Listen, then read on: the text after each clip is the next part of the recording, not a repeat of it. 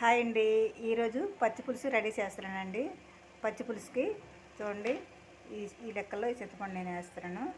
చక్కగా నానబెట్టి ఒక దగ్గర పెట్టుకోవాలి. పిసుక్కొని పులుపు తీసుకుని ఒక దగ్గర పెట్టుకున్న తర్వాత దానికి సరిపడా పచ్చి పులుసు బెల్లం కొట్టి చక్కగా చిన్న చిన్న ముక్కలుగా కట్ చేసుకున్నాను.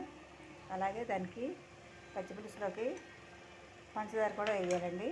ఒక 2 స్పూన్లు 3 స్పూన్లు పంచదార వేసినా బాగుంటుంది.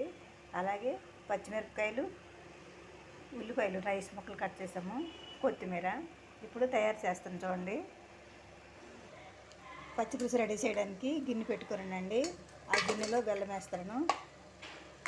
బెల్లము, పంచదార, అలాగే మీకు చూపించిన చింతపండు పిసికిసి పులుపు తీసుకున్నానండి. ఆ పులుపు కూడా దీంట్లో వేస్తాను చూడండి.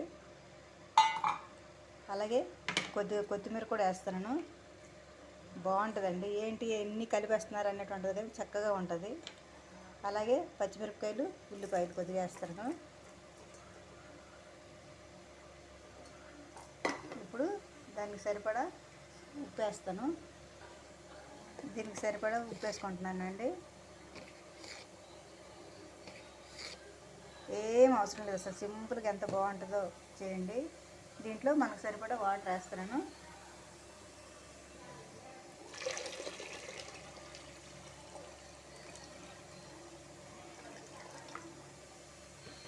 అంటే మాకు కొద్దిగా ఎక్కువ కావాలి, ఎక్కువ చేస్తున్నాను. మీకు తగ్గించుకోవాలనిపిస్తే తగ్గించుకోవచ్చు.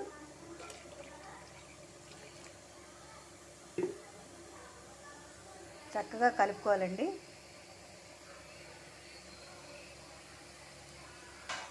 చూడండి, నేనైతే ఈ గిన్నెడు పచ్చి పులుసు వేసుకున్నాను.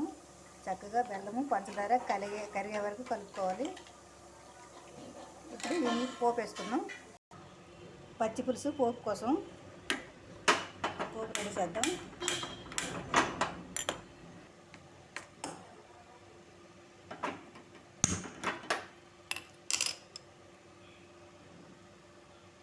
గిన్నె వేడెక్కిన తర్వాత ఆయిల్ వేసుకుంటాను.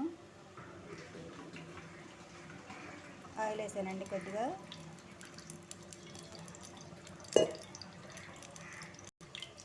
ఆయిల్ వేడెక్కిందండి. అలాగే ఆవాలు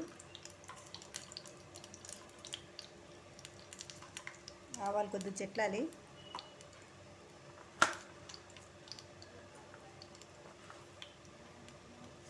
జీలకర్ర,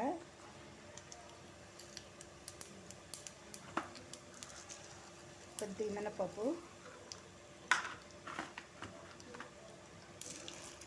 అలాగే శనగపప్పు చక్కగా వేయించుకోవాలండి.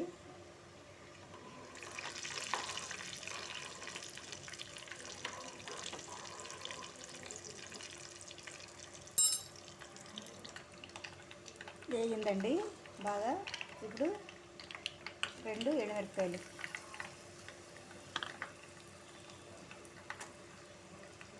అలాగే పచ్చి పులుసుకి ఇంగు వేసుకోవాలండి. చక్కగా ఇంగు వేసుకొని చక్కగా పోపు రెడీ చేసుకొని పచ్చి పులుసులు వేసుకుంటే పచ్చి పులుసు సూపర్ ఉంటుందండి. అలాగే కొద్ది కరివేపాకు వేసుకొని పొయ్యి ఆఫ్ చేసుకొని ఆ పోపు బాగా వేగింది కదా, పోపు పచ్చి పులుసులు వేస్తున్నానండి. అప్పుడు మీరే ట్రై చేసుకోండి. చక్కగా బెల్లము పంచదార అంతా కరిగింది. పోపు వేసుకున్నాము. ఇప్పుడు ఉప్పు చూసుకోవచ్చు. చిన్న బెల్లం ముక్క ఉంది, కరిగిపోద్ది. అసలు పచ్చి పులుసు ఎంత బాగుంటుందంటే అంత బాగుంటుంది. మీరు కూడా ట్రై చేయండి. ఇంతేనండి, పచ్చి పులుసు రెడీ. చూడండి ఎంత కమ్మగా ఉందో. టేస్ట్ చూసాను, సూపర్గా ఉంది. మీరు కూడా చేసి చూడండి.